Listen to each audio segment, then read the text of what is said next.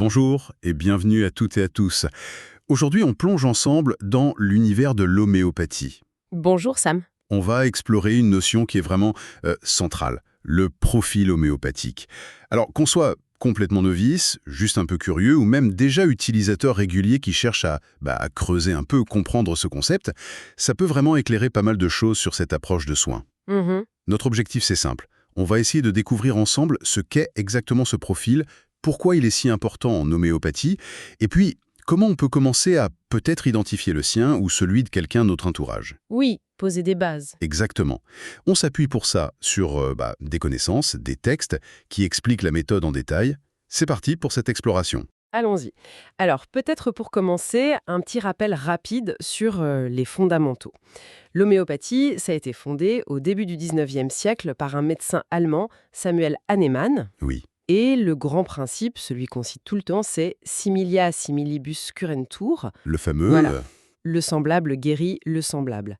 L'idée de base, c'est qu'une substance qui, à dose normale, provoque certains symptômes chez une personne en bonne santé, pourrait, mais à des doses vraiment très très faibles, aider à soigner des symptômes similaires chez une personne malade. D'accord. Et ces doses très faibles, c'est la dilution, c'est ça? C'est ça, il y a la dilution, donc on dilue énormément la substance de départ, et puis il y a un autre processus clé, la dynamisation. C'est une agitation spécifique à chaque étape de dilution. Hmm. Selon la théorie homéopathique, c'est ça qui libère l'action du remède. Bon, c'est une approche qui a bien sûr évolué depuis Hahnemann. Elle est utilisée un peu partout dans le monde et elle suscite toujours beaucoup d'intérêt, mais aussi, il faut le dire, parfois des discussions, des débats. Bien sûr. Alors, si je comprends bien, il y a différentes façons d'utiliser l'homéopathie. On entend parler de remèdes pour, mettons, un rhume qui arrive d'un coup. Oui, l'aigu. Voilà. Et puis, d'autres fois, on parle de traitements plus profonds sur la durée. C'est là que cette histoire de profil intervient. Exactement. On distingue principalement deux grandes catégories d'utilisation. D'un côté, on a les médicaments qu'on appelle symptomatiques. Ça, c'est pour une affection aiguë, ponctuelle, une toux qui vient d'apparaître, une indigestion après un repas trop riche, ce genre de choses. Ok. Et de l'autre côté, il y a ce qu'on appelle les médicaments de fond ou de terrain. Et là, oui, pour choisir le bon médicament de terrain, la notion de profil homéopathique est absolument essentielle. D'accord. Parce que ce remède de terrain, lui, il ne vise pas juste le symptôme du moment, là, la toux ou l'indigestion. Non, il s'adresse à l'individu dans son ensemble, à ses prédispositions, à sa manière générale de réagir, de tomber malade. Ah oui, c'est plus large. Beaucoup plus large.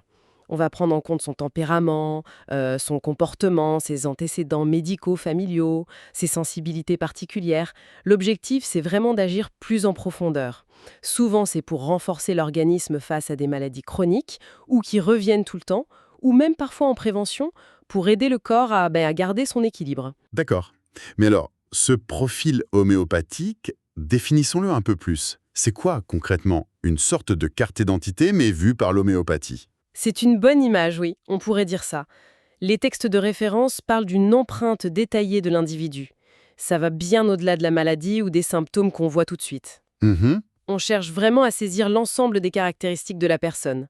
Bien sûr, les aspects physiques, mais aussi, et c'est très important, les traits de personnalité, la façon de vivre ses émotions, les réactions habituelles. C'est une tentative de comprendre ce qui rend chaque personne unique dans sa façon d'être et de réagir au déséquilibre, quoi. Ce qui est assez frappant là-dedans, c'est l'individualisation très poussée. Ça veut dire que si deux personnes ont, je sais pas, des migraines par exemple, Oui. mais elles n'auront pas forcément le traitement de fond. Ah ben, très probablement pas. C'est un point absolument crucial en homéopathie de terrain. Deux personnes qui souffrent de migraines à répétition pourraient tout à fait se voir prescrire des remèdes de fond très différents. D'accord. Et pourquoi? Ben, parce que leur profil global, leur terrain, comme on dit, n'est pas le même. L'une sera peut-être de nature très anxieuse, toujours frileuse, avec des douleurs pulsatiles améliorées par le froid. L'autre sera peut-être plutôt colérique, ayant toujours trop chaud, avec des migraines qui arrivent après un excès de table. Je vois. Le type de douleur, quand elle arrive, ce qui l'améliore ou l'aggrave, ce qu'on appelle les modalités, les autres symptômes qui vont avec, le tempérament général, tout ça, ça va nous orienter vers un remède spécifique qui correspond à son tableau unique à elle. L'individualisation, c'est vraiment la clé de voûte de cette approche de terrain. C'est une approche très très personnalisée, effectivement. Et comment on fait pour démêler tout ça? Quelles sont les informations importantes, les pistes concrètes pour essayer de dessiner ce portrait? Alors, pour essayer de cerner un profil, l'homéopathe, il va généralement explorer 3 grands domaines, qui sont d'ailleurs très liés entre eux. D'accord. Premièrement, il y a les symptômes physiques et leurs modalités. On ne se contente pas de noter mal de dos. Non, on cherche à comprendre comment ce mal se manifeste. Le détail. Exactement. Est-ce que c'est une douleur qui brûle, qui pique, qui tire? Ou exactement, est-ce que ça va mieux quand on bouge ou quand on reste immobile? Est-ce que la chaleur soulage ou au contraire le froid? Quand est-ce que ça arrive le plus souvent? Le matin, le soir? Ah oui. Et puis, on s'intéresse aussi aux tendances générales. Est-ce que la personne est particulièrement sensible au froid, au vent? Est-ce qu'elle a une digestion plutôt lente? Des troubles du sommeil qui reviennent? Une peau très sèche? Donc même des choses comme être frileux ou transpirer, d'une certaine façon, ça compte. Tout à fait. Chaque petit détail physique, chaque modalité, c'est-à-dire ce qui aggrave ou améliore un symptôme, apporte une information qui peut être super précieuse. D'accord. Ça, c'est le premier axe. Oui. Deuxièmement, on explore les traits psychologiques et le tempérament. Quelle est la nature profonde de la personne? Est-elle plutôt introvertie, réservée, dans son monde, ou au contraire très extravertie, bavarde, communicative? Mhm. Est-ce quelqu'un de très méticuleux, très ordonné, qui aime que tout soit carré? Ou plutôt quelqu'un de plus désordonné, peut-être plus artiste, plus créatif? Comment elle gère la pression, le stress au travail ou dans la vie? Est-ce qu'il y a des peurs, des anxiétés qui dominent? La structure mentale, le caractère, c'est vraiment fondamental pour définir le profil. Et le troisième axe? Et troisièmement, ce sont les réactions émotionnelles. Comment la personne vit et exprime ses émotions? Est-elle facilement irritable, soupolée, ou au contraire très patiente, calme? A-t-elle une tendance à la tristesse, à la mélancolie, ou est-elle plutôt d'un naturel joyeux, optimiste? Oui. Comment réagit-elle quand on la console? Est-ce que ça l'aide ou est-ce que ça l'agace? Comment elle prend la contradiction? La perte? Est-ce qu'elle pleure facilement? La sphère émotionnelle, c'est un indicateur très très sensible de l'état général et ça peut vraiment orienter vers certains remèdes qui sont connus pour correspondre à des schémas émotionnels particuliers. On voit bien que c'est une enquête très très fouillée, qui cherche vraiment à comprendre la personne sous toutes ses coutures. Mais alors, pour quelqu'un qui nous écoute et qui se dit «Tiens, c'est intéressant», comment on peut commencer, à son propre niveau, à observer un peu ces aspects chez soi? Est-ce qu'il y a des choses qu'on peut faire pour mieux se connaître dans cette optique? Oui, bien sûr, la base de tout en fait, c'est l'auto-observation. C'est une démarche qui est accessible à tout le monde et qui peut être incroyablement éclairante, même en dehors de l'homéopathie d'ailleurs. Apprendre à s'écouter, quoi. Exactement. Apprendre à s'écouter, à prêter attention aux signaux que notre corps et notre esprit nous envoient en permanence. Comment je me sens là, aujourd'hui? Physiquement, comment ça va? Et émotionnellement, est-ce que j'ai bien dormi? Qu'est-ce qui a pu influencer mon humeur ou mon niveau d'énergie aujourd'hui? Mmh. Il faut aussi observer nos réactions aux facteurs extérieurs. Est-ce que je suis sensible à la météo? Quand il pleut, est-ce que ça me plombe le moral? Certains aliments me conviennent-ils mieux que d'autres? Comment je réagis au bruit, à la foule, ou au contraire à la solitude? Les envies alimentaires aussi, vous en parliez? Oui. Quelles sont mes envies alimentaires fortes, récurrentes? Est-ce que je suis plutôt attirée par le sucre, le salé, l'acide, l'amer? Mon niveau d'énergie, est-ce qu'il varie de beaucoup dans la journée? Est-ce qu'il y a un coup de pompe systématique à une certaine heure? C'est vraiment un travail d'attention à soi au quotidien. Du coup, tenir une sorte de journal de bord personnel, ça pourrait être une bonne idée. Ah, mais précisément, c'est même un outil très concret et qui est souvent recommandé par les praticiens.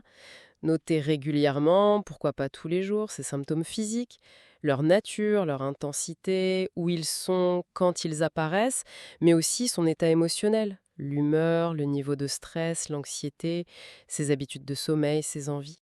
D'accord. C'est précieux pour 2 raisons principales. D'abord, ça aide vraiment à prendre conscience de ses propres schémas de fonctionnement, de ses sensibilités, de ce qui nous déséquilibre ou au contraire nous fait du bien. Rien que ça, c'est déjà une super étape vers une meilleure connaissance de soi. Oui, c'est déjà énorme. Et ensuite, si on décide d'aller voir un professionnel, un médecin homéopathe ou un praticien, ce journal, ça constitue une base d'informations extrêmement riche et surtout précise. Ça permet aux praticiens de gagner du temps et d'avoir une vision plus fine, plus objective des tendances de fond de la personne, au-delà de ce qu'elle peut dire spontanément pendant la consultation. D'accord. Pour rendre tout ça encore un peu plus concret, peut-être qu'on pourrait regarder quelques exemples de profils types qui sont décrits dans les livres d'homéopathie, mais en gardant bien en tête que ce sont des généralisations, hein, des archétypes. Oui, absolument. Ces portraits robots, ils sont utiles pour illustrer la démarche, pour voir comment l'homéopathie essaie de relier des aspects physiques, mentaux, émotionnels, qui pourraient sembler un peu séparés au premier abord. Alors on peut en prendre peut-être trois parmi les plus connus. Volontiers. Par exemple, Argentum nitricum. On le décrit souvent comme le précipité, l'agité. C'est typiquement une personne qui est souvent anxieuse, toujours pressée, impatiente.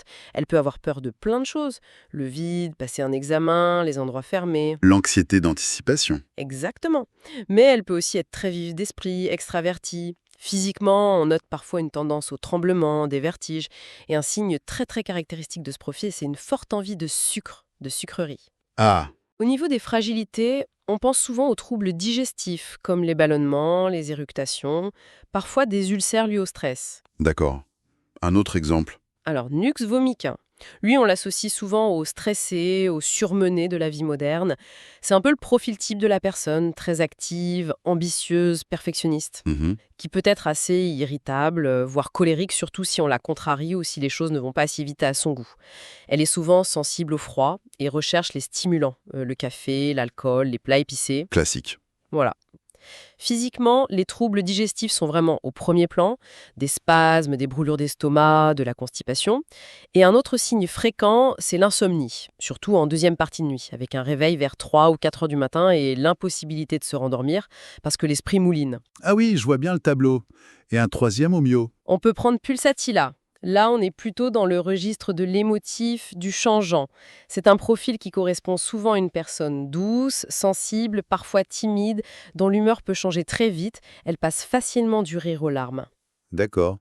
Elle a souvent besoin de réconfort, de consolation, et elle se sent mieux au grand air frais. Physiquement, elle associe souvent à une certaine frilosité, mais paradoxalement, elle n'aime pas la chaleur confinée, les pièces surchauffées. Elle n'a généralement pas très soif. Et les troubles peuvent être assez variés. Des problèmes digestifs, surtout après avoir mangé gras, des troubles circulatoires type jambes lourdes, des problèmes ORL comme des rhumes qui traînent, des otites ou des troubles gynécologiques. C'est fou quand même de voir ces liens qui sont faits entre le tempérament, les émotions, les goûts alimentaires même, et puis les faiblesses physiques potentielles. Mais on le redit bien, ce ne sont que des illustrations pour comprendre la logique. Absolument. Personne n'est juste Nux vomica ou juste Pulsatilla. Ah, mais c'est crucial de le rappeler, merci.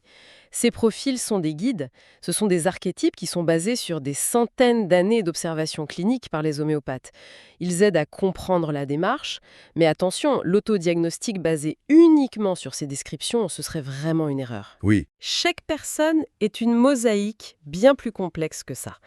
La détermination précise du profil et surtout le choix du bon remède de terrain avec la bonne dilution, la bonne fréquence de prise, ça demande vraiment une analyse approfondie par un médecin ou un praticien homéopathe qui est formé pour ça.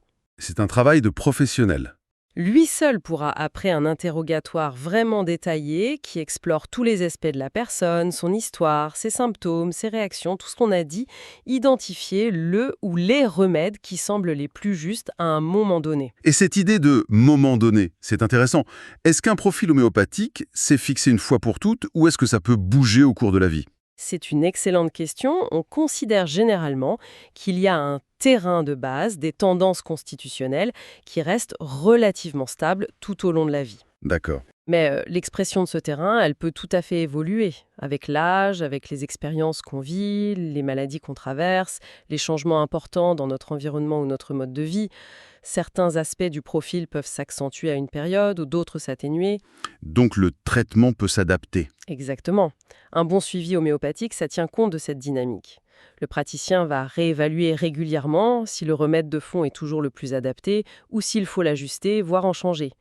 Donc oui, le remède de fond peut parfois changer au fil du temps.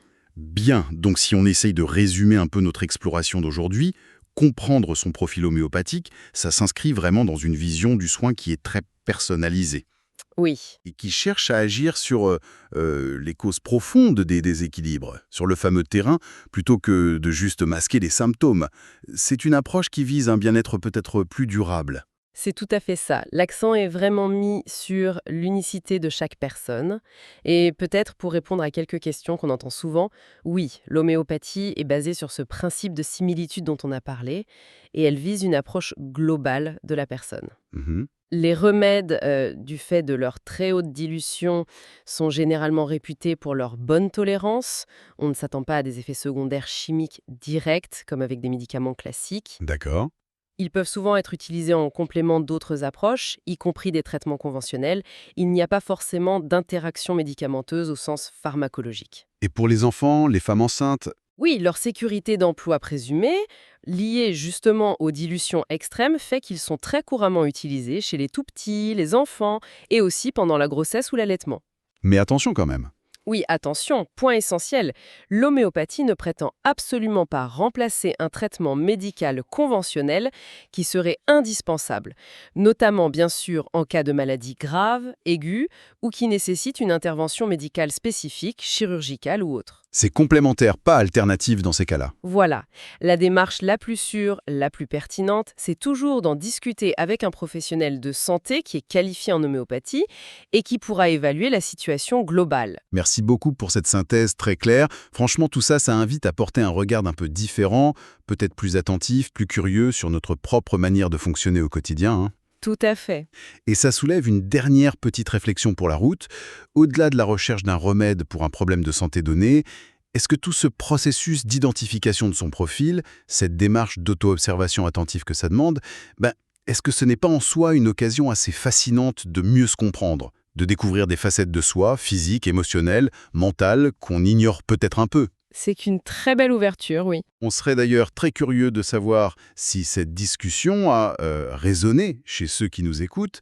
On sait qu'il existe diverses ressources, parfois même des petits quiz en ligne, qui peuvent donner des pistes, des indications sur son profil, mais toujours en gardant à l'esprit que ça ne remplace pas un avis professionnel pour un vrai traitement. Bien sûr, ce sont des pistes de réflexion. Exactement.